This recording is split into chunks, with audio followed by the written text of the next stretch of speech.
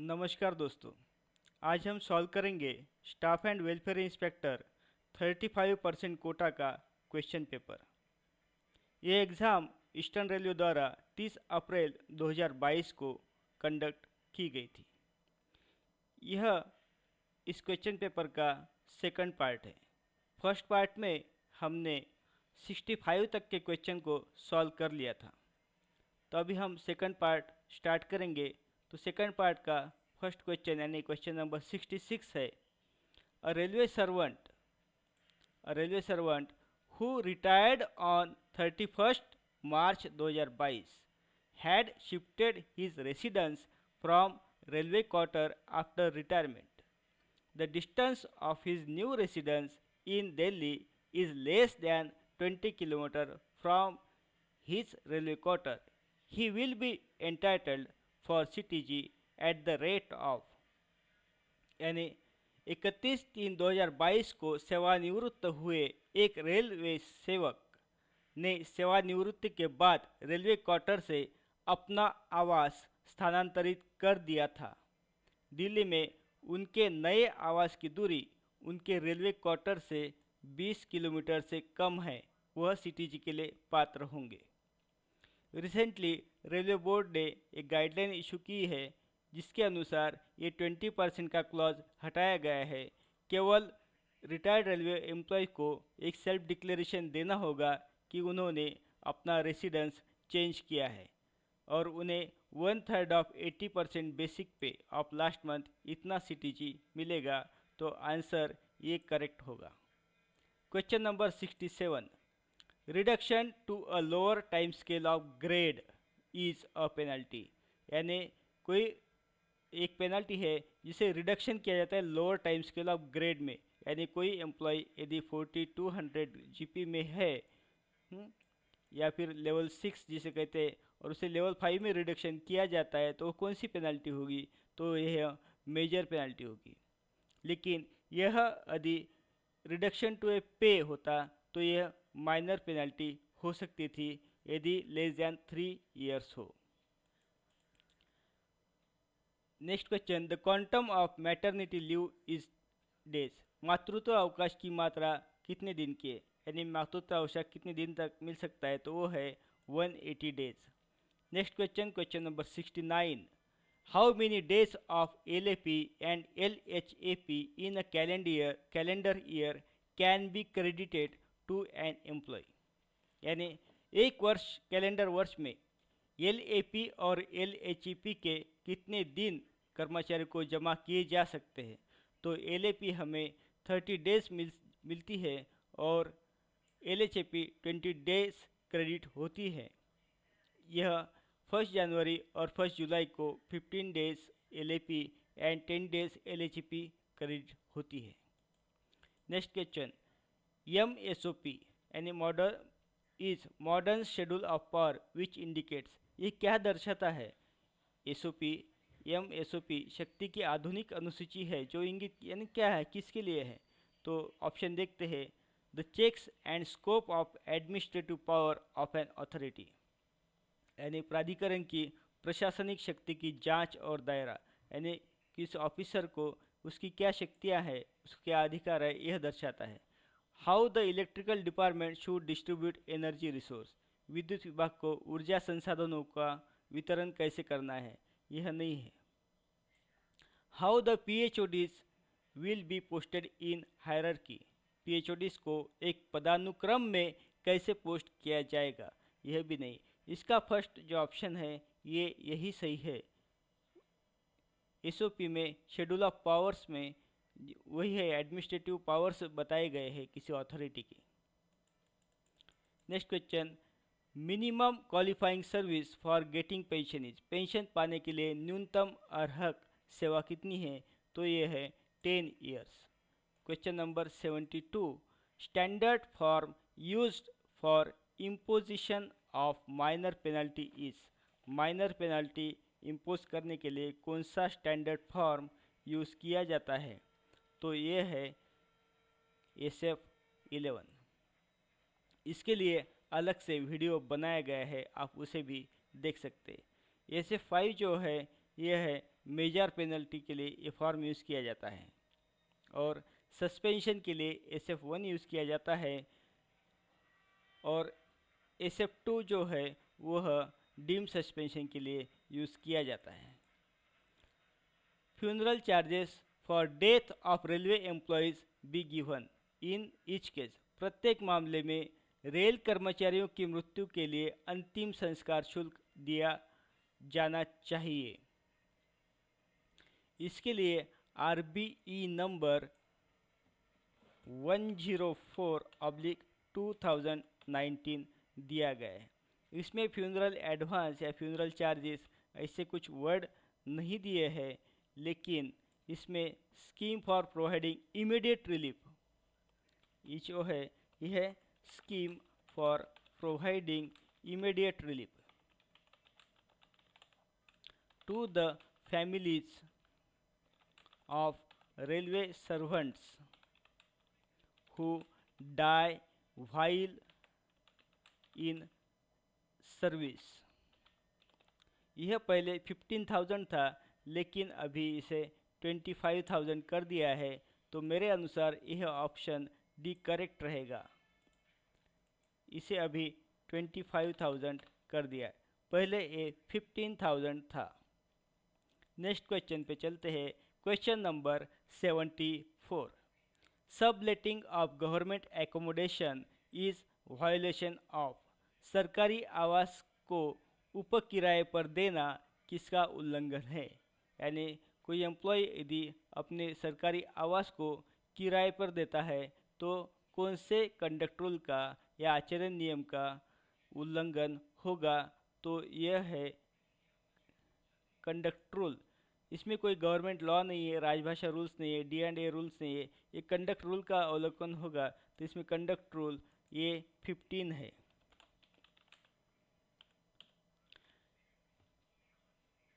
Next question, what will be the pay of a railway employee after increment on 1/7/2012 if his pay on 30/6/2012 was 25,600 including basic and GP 2400। यानी किसी employ का 1/7/2012 को वेतन वृद्धि के बाद रेल कर्मचारी का वेतन क्या होगा यदि उसका वेतन 30/6/2012 को 25,600 रुपये है, जिसमें GP 2400 इंक्लूड है। यानी उसका जो है वेतन 30/6/2012 को उसका वेतन होगा 25,600 इतना है, तो उसे इंक्रीमेंट कितना मिलेगा? जैसा कि हम जानते हैं इंक्रीमेंट जो है वो 3% था। इंक्रीमेंट 3% होता था, तो 25,600 का 3% कितना होगा? तो ये होता है 768। इसे हम 768 को 25,600 प्लस 768 को मिलाएंगे तो ये होगा 26,368। तो इसे हम राउंड अप करेंगे तो ये होगा 26,370, यानी ऑप्शन सी करेक्ट होना चाहिए। तो एज ऑन 1/7/2012 यानी जुलाई को 1 जुलाई को उसे इंक्रीमेंट के साथ उसका बेसिक पे रहेगा 26,370 रुपये। Next question, the rostered hours of duty of an intensive worker in a week shall be hours. एक सप्ताह में एक गहन कर्मचारी की ड्यूटी के रोस्टेड घंटे होंगे। तो इंटेंसिव के रोस्टेड घंटे जो है ये 42 आवर्स होते हैं। इसमें रोस्टेड ड्यूटी आवर्स और स्टैट्यूटरी ड्यूटी आवर्स होते हैं, रोस्टेड एंड स्टैट्यूटरी। तो यह रहेगा इंटेंसिव में 42 और स्टैट्यूटरी होंगे 45, जबकि यह कंटिन्यूअस में यह होंगे 48 एंड 54, और EI में ये होंगे 72 एंड 75। 5। एक्सक्लूडेड के लिए कोई ड्यूटी आवर्स नहीं है, फिक्स नहीं है। Next question, a railway employee whose pay was 49,000 in level 7 on 10/10/2017, he was imposed penalty of withholding of next increment due for 6 months, non-cumulative. His next increment due on 1/1/2018. Then what will be his pay on 31st March 2018? एक railway कर्मचारी जिसका वेतन 10/10/2017 को रुपये 49,000 स्तर 7 में था, उन्हें 6 महीने गैर संचयी के लिए अगली वेतन वृद्धि को रोकने का जुर्माना लगाया गया था। उनकी अगली वेतन वृद्धि 1/1/2018 को थी, तो 31/3/2018 को वेतन क्या होगा? तो इसे हम थोड़ा समझ लेंगे। तो उसका जो पे है 10/10/2017 को 10/10/2017 को उसका पे है 17 में उसका पे है 49,000 और उसका नेक्स्ट इंक्रीमेंट जो ड्यू है 1/1/2018 को is date of his increment, यानी उसका जो इंक्रीमेंट 1/1/2018 को उसे मिलने वाला है उसे उन्होंने 6 महीने के लिए रोका है, विदहोल्ड किया है 6 महीने के लिए। तो जो इसे 1/1/2018 को इंक्रीमेंट मिलना था वो नहीं मिलेगा अगले 6 मंथ के लिए। तो 6 मंथ हम अगर करेंगे तो जनवरी, फरवरी, मार्च, अप्रैल, मई और जून तक उसे इंक्रीमेंट नहीं मिलेगा, यानी उसका इंक्रीमेंट जुलाई को रिलीज होगा। It will be released in July. तो अभी क्वेश्चन ये पूछा गया है कि 31/3/2018 को उसका his next date of increment जो है, then what will be his pay, उसका पे 31/3/2018 को क्या रहेगा? तो 31/3/2018 को उसका इंक्रीमेंट रोका गया था, वो तो जुलाई में ही रिलीज होगा। तो 31 मार्च 2018 तक उसका जो पे रहेगा वह 49,000 ही रहेगा, उसमें कोई चेंजेस नहीं होंगे। तो मुझे लगता है option B is correct answer. Next question, question number 78 को हम सॉल्व करेंगे। Which of the following is correct about industrial dispute act? Industrial dispute act यानी औद्योगिक विवाद अधिनियम के बारे में निम्नलिखित में से कौन सा सही है? तो ऑप्शन देखते हैं। The grievance redressal committee shell consist of equal number of members from the employer and the workman. शिकायत निवारण समिति में नियोक्ता और कामगारों में से समान संख्या में सदस्य होंगे, यानी कामगार और नियोक्ता जो है एम्प्लॉयर है उनकी जो समिति रहेगी उसमें समान संख्या में सदस्य होंगे। तो यह ऑप्शन करेक्ट है। और सेकंड ऑप्शन देखते हैं। The chairperson of the grievance redressal committee shall be selected from the employer and from among the workman alternatively on rotational basis every year.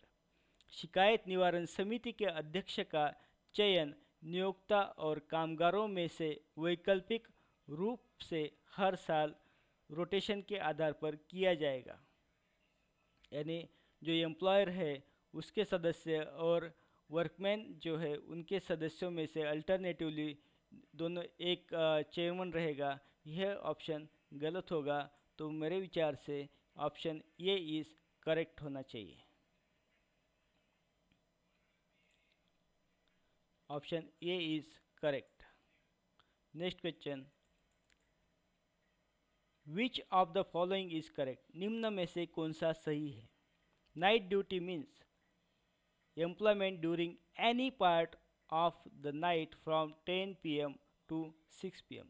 रात्रि ड्यूटी का अर्थ रात्रि के किसी भी भाग में रात्रि 10 बजे से 6 बजे तक का रोजगार। यह करेक्ट है। Employment, second option, employment of railway servant on continuous night duty should be avoided. लगातार रात्रि ड्यूटी पर रेलवे के नियोजन से बचना चाहिए। Employment of railway servant on continuous night duty should be avoided. मुझे लगता है यह दोनों ऑप्शन करेक्ट है, तो यह बोथ जो है ये करेक्ट होना चाहिए। फिर भी इसे आप कमेंट्स बॉक्स में इसका करेक्ट आंसर बताएं। यदि यह ऑप्शन करेक्ट हो तो करेक्ट बताएं, यदि गलत है तो विथ रेफरेंस इसे आप बता सकते हैं। Job analysis is related to, कार्य विश्लेषण से संबंधित है। कार्य विश्लेषण से HOER यानी प्रमोशन तो नहीं संबंधित है, MSCP भी नहीं है, लेकिन HOER जो है ये जॉब एनालिसिस से संबंधित है। Next question, for a cadre strength up to L shaped roster is maintained, यानी संवर्ग की ताकत के लिए एक एल शेप का रोस्टर बनाए रखा जाता है। ये जो रोस्टर है रिजर्वेशन को मेंटेन करने के लिए रखा जाता है। तो जहाँ पे कैडर स्ट्रेंथ अप टू 14 है, यह उस स्थिति में यह एल शेप रोस्टर मेंटेन किया जाता है। तो ऑप्शन बी इज करेक्ट। यह प्रमोशन के लागू है, लेकिन यदि यह रिक्रूटमेंट के लिए होता तो ऑप्शन 13 इज करेक्ट। यदि यह रोस्टर रिक्रूटमेंट के लिए होगा तो यह ऑप्शन करेक्ट होगा, लेकिन प्रमोशन के लिए यह 14 है। क्योंकि यहाँ पे रिक्रूटमेंट और प्रमोशन ऐसा कुछ दिया नहीं है, लेकिन ऑप्शन के हिसाब से यदि हम देखें तो 14 यह करेक्ट होना चाहिए।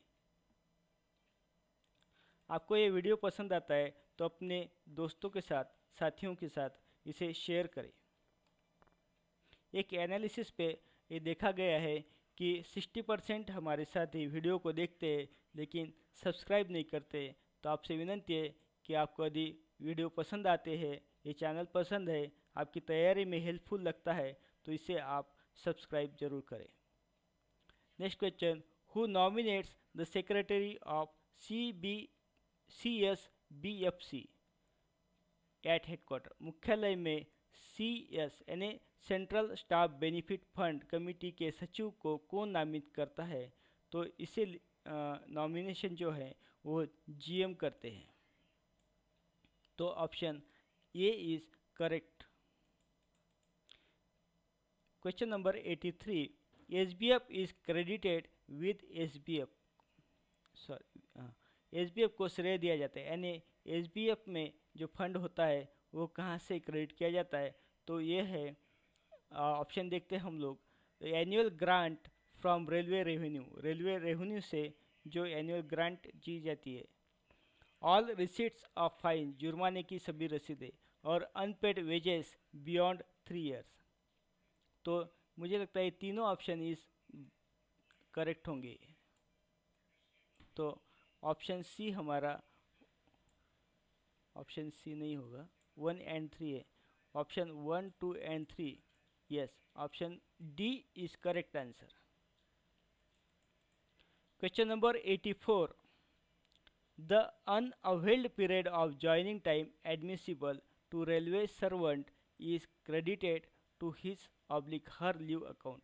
किसी रेलवे कर्मचारी के लिए स्वीकार्य कार्य ग्रहण समय यानी ज्वाइनिंग टाइम की अनुपलब्ध अवधि को, यानी यदि उसने अवेल नहीं किया है वो ज्वाइनिंग टाइम, तो उसके अवकाश खाते में उसे जमा किया जाएगा। तो ये होता है LAP में उसे कन्वर्ट किया जाता है।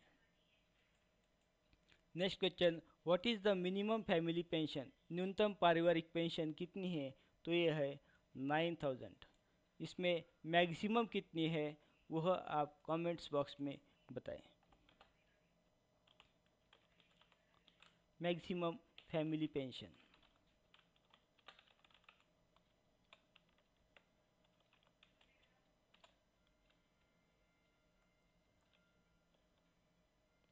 Next question, question number 86, employee contribution in NPS is, NPS में कर्मचारी का योगदान कितना होता है?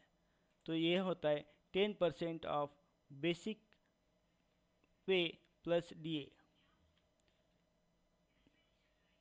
10% ऑफ बेसिक पे प्लस डीए। मुझे लगता है यह ऑप्शन करेक्ट रहेगा। इसमें आप यह बता सकते हैं कि अभी गवर्नमेंट का कंट्रीब्यूशन कितना है। पहले ये इक्वल था, लेकिन अभी कुछ चेंजेस हुए हैं, तो ये गवर्नमेंट का कितना है, इसे भी आप कमेंट्स बॉक्स में बताएं। What is the next question, what is the next maximum amount of DCRG, DCRG यानी डेथ कम रिटायरमेंट ग्रेचुइटी, इसका अधिकतम राशि कितनी है? तो यह अधिकतम राशि है, यह 20 lakhs। Next question, who is president of PNM meeting at zonal railway, zonal स्तर पर पीएनएम बैठक के अध्यक्ष कौन होते हैं? तो यह अध्यक्ष पीएनएम बैठक के हमारे जनरल मैनेजर होते हैं। Next question, at how many levels PNM meetings conducted, PNM की बैठकें कितने स्तरों पर आयोजित की जाती है? तो पीएनएम की बैठकें यह 3 स्तरों पर आयोजित की जाती है, बोर्ड, जोन और डिवीजन ऑब्लिक वर्कशॉप।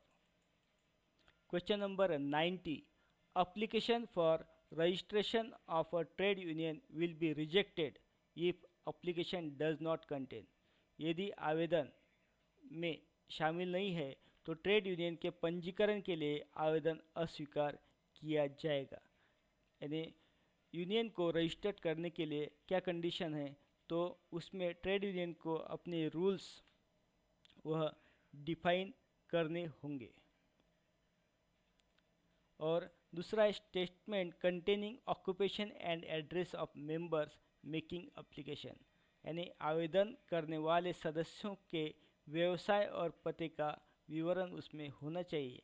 मुझे लगता है बोथ ऑप्शंस आर करेक्ट, तो ऑप्शन सी जो है यह करेक्ट होगा इन बोथ केसेस। यदि यह दोनों नहीं है, ये दो कंडीशंस अगर नहीं है, तो उनका रजिस्ट्रेशन नहीं होगा, उसे रिजेक्ट किया जाएगा।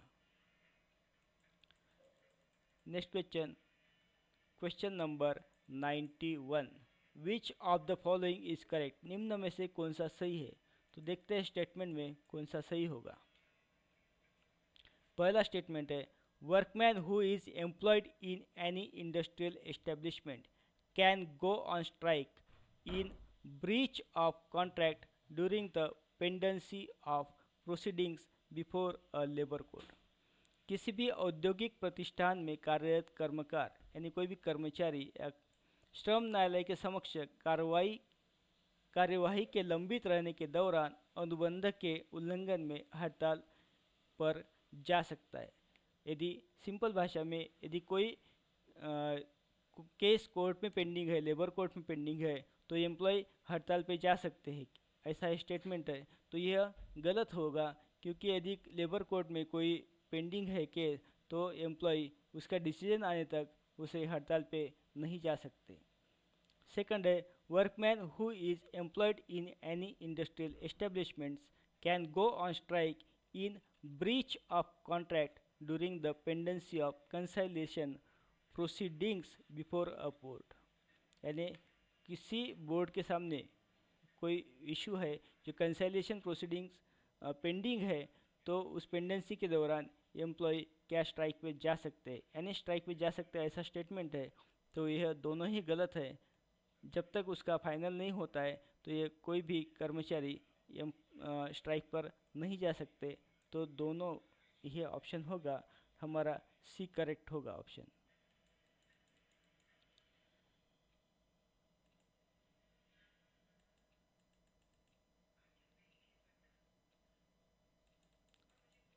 विच of the following is correct, यह दोनों ही स्टेटमेंट जो है वो कैन गो, फिर से एक बार देख लेते हैं, ऑप्शन देखना वो जो है, workman who is employed in any industrial establishment can go on strike, नहीं, यह करेक्ट नहीं है। और यह भी करेक्ट नहीं है। तो यहाँ क्वेश्चन जो पूछा गया था वो है कौन सा सही है, तो दोनों ही हमारे ऑप्शन सही नहीं है, तो हमारा जो ऑप्शन डी जो रहेगा वह सही रहेगा, none of the above.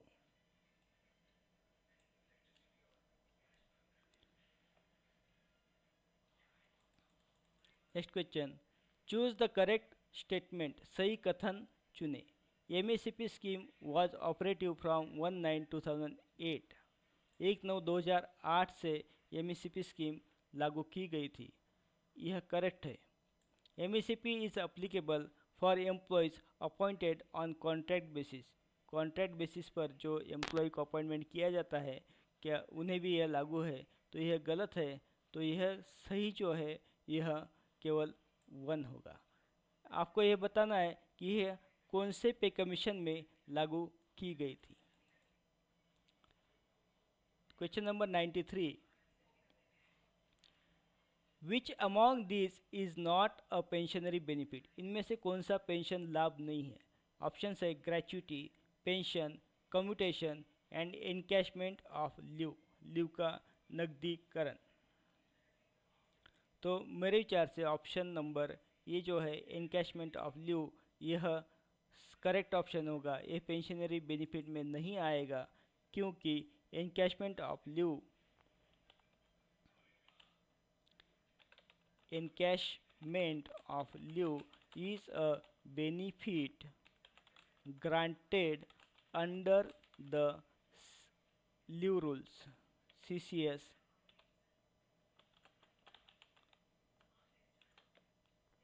leave rules. Next question, question number 94.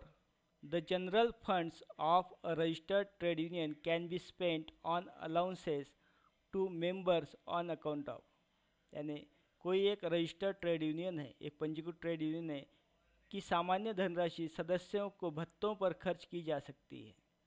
तो किस में खर्च की जा सकती है? तो उसमें ओल्ड एज, यदि कोई उनका सदस्य ओल्ड एज है, बुढ़ापे में है, तो उसके ऊपर खर्च की जा सकती है।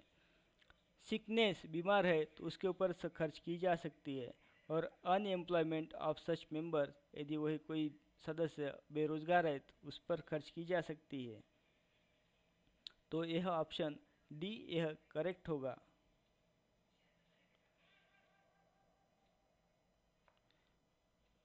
नेक्स्ट क्वेश्चन पे चलते हैं, क्वेश्चन नंबर 95। यह जो 94 का है, यह as per trade union act, इसे हम यदि ट्रेड यूनियन एक्ट 1926 को देखें तो इसके चैप्टर 3 में इसका उल्लेख आया है। Next question, question number 95, extension of suspension period shall be done for a period maximum days at A time, निलंबन अवधि का विस्तार एक बार में कितनी अवधि के लिए किया जाएगा? तो यह फर्स्ट रिव्यू जो होता है सस्पेंशन का वो 90 डेज में होता है, उसके बाद मैक्सिमम 180 डेज के लिए यह हम इसे विस्तार यानी एक्सटेंड किया जा सकता है। तो मैं इसमें डीआर के रूल्स के ऊपर एक डीआर का एक बुक है, मोनोग्राफ ऑन डीआर 1968, मैं आपको रेफ़र करूंगा कि आप इसे ज़रूर पढ़ें। यह लिखा है बाय श्री शांतनु आम्बेकर जी ने।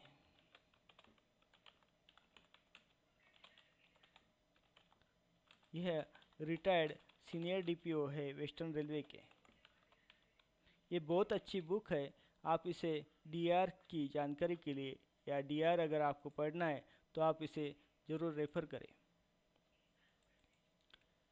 Next question, question number 96, which period under the code on wages 2019 can be fixed for, मजदूरी पर संहिता 2019 के तहत वेतन अवधि के लिए तय की जा सकती है? तो यह एक्ट जो है उसके अनुसार यह डेली बेसिस पर तय की जा सकती है, वीकली बेसिस पर की जा सकती है और मंथली बेसिस पर भी की जा सकती है। तो ऑप्शन डी करेक्ट होगा। इसमें एक कंडीशन है, subject to the condition that no wage period shall not be more than a month.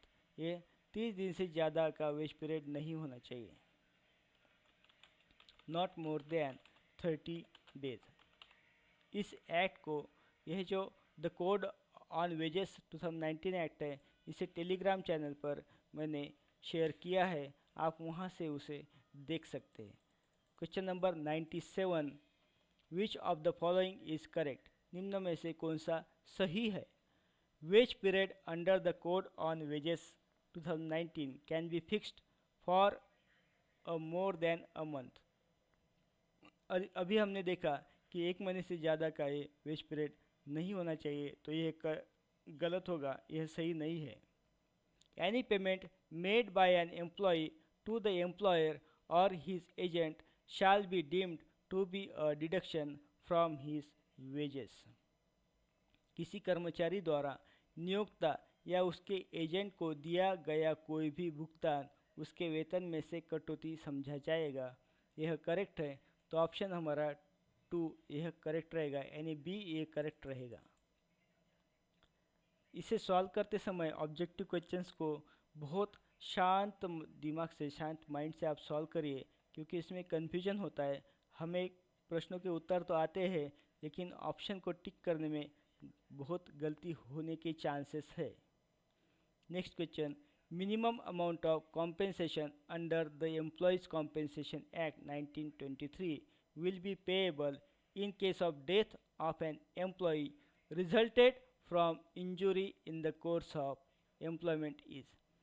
यदि किसी कर्मचारी को कोई इंजरी होती है उसके कार्य के समय, तो मिनिमम अमाउंट कितना दिया जा सकता है? कर्मचारी का मुआवजा अधिनियम 1923 के तहत मुआवजे की न्यूनतम राशि रुपये होगी यदि कर्मचारी की मृत्यु के कारण कर्मचारी की मृत्यु के दौरान चोट लगने की स्थिति में, तो ये है 1.2 यानी 1,20,000, इतनी मिनिमम राशि है। नेक्स्ट क्वेश्चन पे चलते हैं। Benchmark for MSP based on APR. APR क्या वर्किंग रिपोर्ट का मिनिमम बेंचमार्क क्या है एमएसपी के लिए, यानी कितने वर्ष की एपीआर या वर्किंग रिपोर्ट देखी जाती है, तो ये है 3 इयर्स, इसलिए बेंचमार्क है very good. Question number 100, under DA and A rules, appointing authority in relation to a railway servant means। DA and नियमों के तहत रेलवे कर्मचारी के संबंध में नियुक्ति प्राधिकारी का अर्थ क्या है? इसका आंसर आप कमेंट्स बॉक्स में बताएं। इसमें हम ऑप्शन देखेंगे। The authority empowered to make appointments to his present grade of service, यानी प्राधिकारी को उसकी वर्तमान सेवा के ग्रेड में नियुक्तियां करने का अधिकार। यानी कोई एम्प्लॉय लेवल 6 में है तो उसके अपॉइंटिंग अथॉरिटी लेवल 6 में जो अपॉइंट करने के अधिकारी है, करने का अधिकार है, वह अधिकारी हो सकता है। सेकंड है the authority which appointed the railway servant to his service grade और पोस्ट। ऐसी कोई अधिकारी जिसने उस रेलवे कर्मचारी को उसकी सर्विस ग्रेड या पोस्ट पर अपॉइंटमेंट किया है, वो भी हो सकता है। तो यह दोनों ही ऑप्शन मुझे करेक्ट लग रहे हैं। सेकंड है नन, इनमें से कोई नहीं, यह तो 100% नहीं होगा। डी ऑप्शन जो है whichever is grade of A and B, यह भी नहीं है। विच एवर इज ग्रेड, वो तो नहीं होगा। लेकिन इन दोनों में से मुझे लगता है ऑप्शन दोनों ही करेक्ट है, लेकिन ऐसा कोई ऑप्शन दिया नहीं गया है, तो इसे आप कमेंट्स बॉक्स में इसका आंसर बताइए। हमारे चैनल पर बहुत एक्सपर्ट्स है जो चैनल को देखते हैं, वीडियोस को देखते हैं और कमेंट्स बॉक्स में उसके आंसर, करेक्ट आंसर बताते हैं। Which date is celebrated, Hindi के प्रश्न हैं राजभाषा से संबंधित। Which date is celebrated as Hindi day in every year, प्रत्येक वर्ष किस तिथि को हिंदी दिवस के रूप में मनाया जाता है, वो है 14 सितंबर। Question number 102, official language act was passed in year, राजभाषा अधिनियम किस वर्ष पारित किया गया था, वो है 1963। आप बताइए कि रूल कब पास किया गया था। Question number 1043। West Bengal comes under which region of राजभाषा। पश्चिम बंगाल राजभाषा नियम के किस क्षेत्र के अंतर्गत आता है? तो ऑप्शन होगा C. Next question, communication from central government offices in region C with states or persons under Rajbhasha rules will be. किसी सी क्षेत्र में केंद्र सरकार के कार्यालयों से राज्यों या राजभाषा नियमों के तहत व्यक्तियों के साथ संचार इस प्रकार होगा। यानी सेंट्रल गवर्नमेंट सी रीजन के किसी स्टेट या व्यक्ति के साथ किस तरह यानी कौन सी भाषा में पत्र व्यवहार करेगा या कम्युनिकेशन करेगा, तो उसके लिए इंग्लिश में ही वो करेगा। तो ऑप्शन डी करेक्ट होगा। इसमें रीजन ए और बी के लिए यदि पत्र व्यवहार करना हो तो वह हिंदी में किया जाएगा, लेकिन सी क्षेत्र के किसी डिपार्टमेंट के साथ पत्र व्यवहार करना हो तो वह इंग्लिश में होगा। Question number 105। During DAR proceedings any order or notice shall be served to employees. DAR कार्यवाही के दौरान कर्मचारी को कोई भी आदेश या नोटिस में तामील किया जाएगा। वह है हिंदी और इंग्लिश एज एम्प्लॉय डिज़ायर्स। तो एम्प्लॉय की इच्छानुसार यदि वह हिंदी में मांगता है तो उसे हिंदी में दिया जाना चाहिए, यदि वह इंग्लिश में मांगता है तो उसे इंग्लिश में दिया जाएगा। Next question, when an application is made in Hindi. यदि कोई एम्प्लॉय या व्यक्ति हिंदी में एप्लीकेशन देता है तो it should be replied in. जब कोई आवेदन हिंदी में दिया जाता है तो उसका उत्तर भी हिंदी में ही दिया जाना चाहिए। तो इसका ऑप्शन जो है हिंदी ओनली यानी ए होना चाहिए। Next question 107। Proficiency in Hindi means the employee has. Hindi में प्रवीणता का अर्थ है कर्मचारी के पास। इसमें ऑप्शन है पास्ट मैट्रिक इन हिंदी मीडियम। हिंदी माध्यम से मैट्रिक की परीक्षा उत्तीर्ण यदि कोई किया है तो उस कर्मचारी वह हिंदी में प्रवीण है ऐसा माना जाता है। या डिग्री में हिंदी को एक ऐच्छिक विषय के रूप में लिया हो, या कोई एम्प्लॉय ने डिग्री उसकी डिग्री में एक हिंदी एक सब्जेक्ट हो तो वह भी प्रवीण माना जाएगा। या फिर वो स्वयं डिक्लेयर करे हिंदी में अपनी दक्षता की घोषणा। एम्प्लॉय अगर स्वयं डिक्लेयर करता है कि मैं हिंदी में प्रवीण हूँ तो भी वह हिंदी में प्रवीण है ऐसा माना जाएगा। तो ऑप्शन ए बी सी यह करेक्ट होंगे। Question number 108। Which part of the constitution contains provision regarding official language. संविधान के किस भाग में राजभाषा से संबंधित प्रावधान है? तो यह इसका करेक्ट आंसर होगा पार्ट 17 यानी ऑप्शन सी यह करेक्ट होना चाहिए। Next question, at present how many languages are enlisted in the 8th schedule of the constitution. वर्तमान में संविधान की 8वीं अनुसूची में कितनी भाषाओं को सूचीबद्ध किया गया है? तो यह है 22 भाषाएं।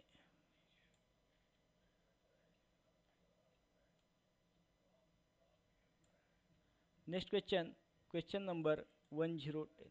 हम लास्ट क्वेश्चन तक आ गए हैं, तो देखते which one is the foreign language included in the 8th schedule of the constitution of India. Bharat के संविधान की 8वीं अनुसूची में कौन सी विदेशी भाषा शामिल है? तो वह है नेपाली। तो इस तरह से हमने इस क्वेश्चन पेपर को सॉल्व किया है। यदि इसमें कोई आपको गलती या मिस्टेक्स दिखती है तो कमेंट्स बॉक्स में ज़रूर बताएं। चैनल को ज़रूर सब्सक्राइब करें, शेयर करें। आपने इस वीडियो को अंत तक देखा इसलिए आपका बहुत बहुत धन्यवाद। आपसे एक और निवेदन है, यदि आपके पास कोई क्वेश्चन पेपर हो आपके रेलवे या डिवीज़न का तो आप मेरे जीमेल आईडी पर शेयर कर सकते हैं। हम उसे सॉल्व करने का प्रयास करेंगे। Thank you.